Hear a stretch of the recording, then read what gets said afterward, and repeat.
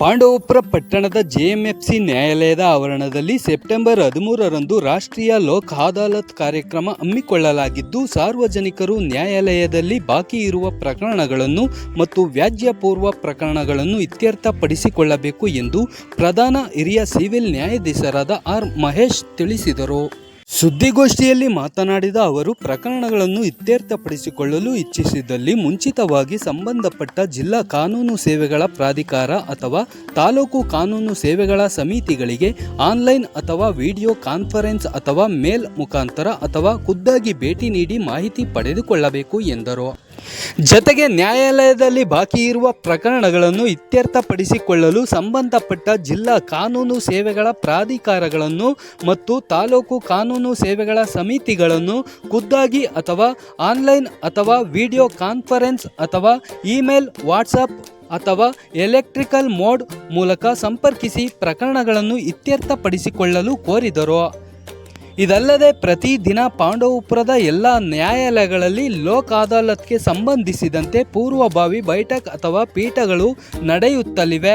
ನೀರಿನ ಬಿಲ್ ಪಾವತಿ, telephone bill, ವಿದ್ಯುತ್ ಬಿಲ್ ಹಾಗೂ ಸಣ್ಣ ಪುಟ್ಟ ಬ್ಯಾಂಕ್ ಸಾಲ ವಸೂಲಾತಿಗಾಗಿ ಹಾಗೂ ನ್ಯಾಯಾಲಯದಲ್ಲಿ ಬಾಕಿ ಇರುವ ಸಿವಿಲ್ ವ್ಯಾಜ್ಯ ಮತ್ತು ಚೆಕ್ ಬೌನ್ಸ್ ಪ್ರಕರಣಗಳನ್ನು ರಾಜಿ ಮೂಲಕ ವಿಶೇಷ ಪೀಠ ನಡೆಯುತ್ತಲಿವೆ. ಸಾರ್ವಜನಿಕರು ಸದ್ಬಳಕೆ ಮಾಡಿಕೊಳ್ಳಬಹುದು ಎಂದು ತಿಳಿಸಿದರು.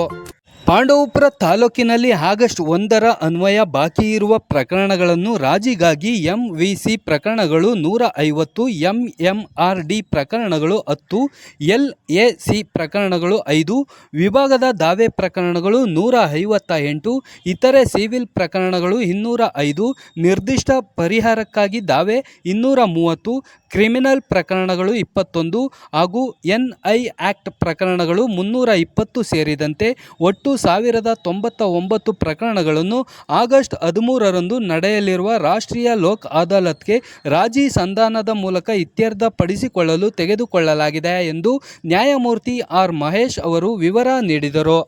ಇಲ್ಲಿನ 5 ನ್ಯಾಯಾಲಯಗಳಿಂದ ಒಟ್ಟು 10,140 ಪ್ರಕರಣಗಳಲ್ಲಿ 3,824 ಪ್ರಕರಣಗಳ ಪೈಕಿ ಬಾಕಿ ಉಳಿದಿದ್ದ 3,489 ಪ್ರಕರಣಗಳನ್ನು ಈ ಹಿಂದಿನ ಲೋಕ್ ಅದಾಲತ್ನಲ್ಲಿ ಇತ್ಯರ್ಥಗೊಳಿಸಲಾಗಿದೆ.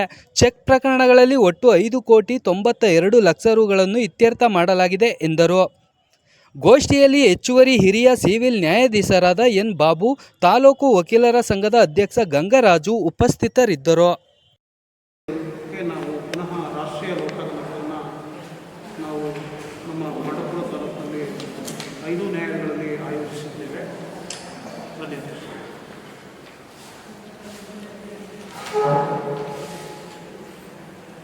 ಲೋಕ್ ಅದಾಲತ್‌ನಲ್ಲಿ ಈಗ ನಮ್ಮ ನ್ಯಾಯಾಲಯಗಳಿಂದ ಎಂಇಸಿ ಪ್ರಕರಣಗಳು 150 ನಾವು ರಾಜಿ ಮಾಡ್ತೀವಿ ಅಂತೇಳಿ ನಿಗದಿ ಮಾಡ್ಕೊಂಡು ತೆಗೆದುಕೊಂಡಿದ್ದೇವೆ. ಎಂಎಂಆರ್ಡಿ ಪ್ರಕರಣಗಳು 10, ಎಲ್ಎಸಿ ಪ್ರಕರಣಗಳು 5, ವಿಭಾಗದ ಪ್ರಕರಣಗಳು 158, ಇತರೆ ಪ್ರಕರಣಗಳು 205, ನಿರ್ದಿಷ್ಟ ಪರಿಹಾರಕ್ಕಾಗಿದ್ದಾವೆ 230 ಮತ್ತು ಕ್ರಿಮಿನಲ್ ಪ್ರಕರಣಗಳು 20, ಚೆಕ್ ಬೌನ್ಸ್ ಪ್ರಕರಣಗಳು 320, ಒಟ್ಟು 1099 ಪ್ರಕರಣಗಳನ್ನು ನಾವು ಲೋಕ್ ಅದಾಲತ್ಗೆ ರಾಜಿ ಮಾಡ್ತೀವಿ ಅಂತೇಳಿ ತೆಗೆದುಕೊಂಡಿದ್ದೀವಿ. ತಮಗೆಲ್ಲ ಗೊತ್ತಿರುವಂತೆ ಲೋಕ್ ಅದಾಲತ್ನಲ್ಲಿ ಬೇರೆ ಬೇರೆ ಪೆಟ್ಟಿ ಪ್ರಕರಣಗಳನ್ನು ಪೆಟ್ಟಿ ಪ್ರಕರಣಗಳನ್ನು ಮತ್ತು ಕಂದಾಯ, ಪುರಸಭೆ, ಪಂಚಾಯಿತಿಗಳಲ್ಲಿ ಬಾಕಿ ಇರುವಂಥ ಕಂದಾಯ ಮತ್ತು KPTCL ಇಲಾಖೆಯಲ್ಲಿ ಬಾಕಿ ಇರುವಂತಹ ವಿದ್ಯುತ್ ಶಕ್ತಿ ಬಿಲ್ಗೆ ಸಂಬಂಧಿಸಿದ ಪ್ರಕರಣಗಳನ್ನು ನಾವು ಇತ್ಯರ್ಥ ಮಾಡ್ತಾ ಇದ್ದೀವಿ. ಇದ್ರ ಬಗ್ಗೆ ನಾವು ಎಲ್ಲ ಅಧಿಕಾರಿಗಳನ್ನ ಕರೆಸಿ ಮೀಟಿಂಗ್ ಮಾಡಿದ್ದೀವಿ. ಇದ್ರ ಬಗ್ಗೆ ತಾವು ವ್ಯಾಪಕ ಪ್ರಚಾರಕ್ಕೆ ಹೋಗಬೇಕು. ಮತ್ತು ಈಗ ಟ್ರಾಫಿಕ್ ಚಲನ್ ಪ್ರಕರಣಗಳಲ್ಲಿ 50% ನಮಗೆ ಡಿಸ್ಕೌಂಟ್ ಕೊಟ್ಟು ಅದನ್ನು ಕಟ್ಟುವಂಥವ್ರಿಗೆ, ಒನ್ ಟೈಮ್ ಕಟ್ಟುವಂಥವ್ರಿಗೆ ಅವಕಾಶ ಮಾಡಿಕೊಟ್ಟಿದೆ ಕರ್ನಾಟಕ ಸರ್ಕಾರ. ಆ ಆದೇಶದ ಪ್ರಕಾರ ಯಾವುದೇ ಟ್ರಾಫಿಕ್ ಉಲ್ಲಂಘನೆ ಪ್ರಕರಣಗಳು ಹಾಗೆ ಅದಕ್ಕೆ ದಂಡ ಹಾಕಿದ್ದಲ್ಲಿ ಅದರಲ್ಲಿ 50% ದುಡ್ಡು ಕಟ್ಟಿದ್ರೆ ಆ ಪ್ರಕರಣಗಳನ್ನು ಈ ಲೋಕ್ ಅದಾಲತ್ನಲ್ಲಿ ಮುಗಿಸ್ತಾ ಇದ್ದೀವಿ. ಅದಕ್ಕೆ ಒಂದು ಟೈಮ್ಲೈನ್ ಫಿಕ್ಸ್ ಮಾಡಿದ್ದಾರೆ. ಈ ರಿಯಾಯಿತಿ ದಿನಾಂಕ 23/8 2025ರಿಂದ 12/9/25ವರೆಗೆ ಇತ್ಯರ್ಥಗೊಳ್ಳುವ ಪ್ರಕರಣಗಳಿಗೆ ಮಾತ್ರ ಅನ್ವಯ ಆಗ್ತಿದೆ ಅಂತೇಳಿ ನಮ್ಮ ಕರ್ನಾಟಕ ಸರ್ಕಾರ ಆದೇಶ ಹೊರಡಿಸಿದೆ. ಆ ಒಂದು ಆದೇಶದ ಪ್ರಕಾರ ನಾವು ಆ ಅವಧಿಯಲ್ಲಿ ಮಾತ್ರ ನಾವು ಪ್ರಕರಣಗಳನ್ನು ರಿಯಾಯಿತಿ ರೀತಿಯಲ್ಲಿ ನಾವು ಇತ್ಯರ್ಥ ಮಾಡೋದಕ್ಕೆ ತೀರ್ಮಾನ ಮಾಡಿದ್ದೇವೆ.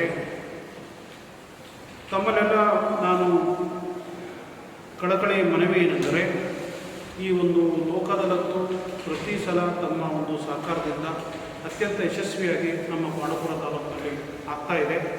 ತಮ್ಮೆಲ್ಲರ ಸಹಕಾರದಿಂದ ಆಗಿದೆ. ಅದಕ್ಕೆ ನೀವು ಅದೇ ರೀತಿ ನಮ್ಮ ಒಂದು ಕಾರ್ಯಕ್ರಮದ ಒಂದು ಪ್ರಚಾರವನ್ನು ತಮ್ಮ ಪತ್ರಿಕೆಗಳಲ್ಲಿ ಹೆಚ್ಚು ಅದರ ಬಗ್ಗೆ ಒಂದು ಪ್ರಚಾರ ಕೊಟ್ಟು ಜನಸಾಮಾನ್ಯರಿಗೂ ನಮ್ಮ ಒಂದು ಕಾರ್ಯಕ್ರಮದ ಒಂದು ಉದ್ದೇಶ ಅವರಿಗೆ ತಲುಪುವಂಥ ಪ್ರಯತ್ನ ನಿಮ್ಮಿಂದ ಆಗಬೇಕು ಅಂತೇಳಿ ನಾನು ಮನವಿ. ಜಾಸ್ತಿ ಆಗಿದೆ. ಒಟ್ಟು 5 ಕೋರ್ಟ್ಗಳಿಂದ ಒಟ್ಟು ನಮ್ಮ ಪೆಂಡೆನ್ಸಿ 10,140. ಅದರಲ್ಲಿ 3,824 ಪೆಂಡಿಂಗ್ ಕೇಸ್ಗಳು, ಅಂದರೆ ನಮ್ಮಲ್ಲಿ ಏನು ಪೆಂಡಿಂಗ್ ಇದೆ ಆ ಥರ ಪ್ರಕರಣಗಳು. ಅದರಲ್ಲಿ 3,479 ಕೇಸ್ಗಳನ್ನು ನಾವು ಇತ್ಯರ್ಥ ಮಾಡಿದ್ದೇವೆ.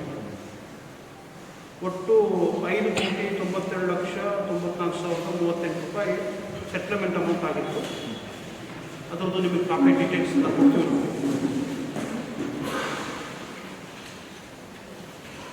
ಯಾವುದ್ಯಾವುದು ಪ್ರಕರಣ ಯಾವುದ್ಯಾವುದು ಅನ್ನೋದ್ರ ಬಗ್ಗೆ ನಿಮಗೆ ಈಚು ಪ್ರಕರಣದ್ದು ಬೇಕು ಅಂದರೆ ನಾವು ನಿಮಗೆ ಕೊಡ್ತೀವಿ. ಚೆನ್ನಾಗಾಗಿತ್ತು, ಅದೇ ರೀತಿ ಈ ಸಲನೂ ಆಗಬೇಕು ಅಂತ ನಾನು ಮನವಿ ಮಾಡ್ತೀನಿ.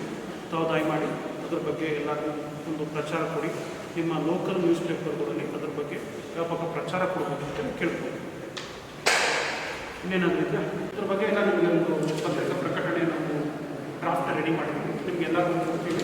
ಇದ್ರ ಬಗ್ಗೆ ನೀವು ವ್ಯಾಪಕ ಪ್ರಚಾರ ಕೊಡಿ ಅಂತೇಳಿ ತಮ್ಮನ್ನೆಲ್ಲ ಮನವಿ ಮಾಡ್ತೀವಿ. ಇದ್ರ ಬಗ್ಗೆ ಪ್ರಚಾರ ಕೊಡಿ.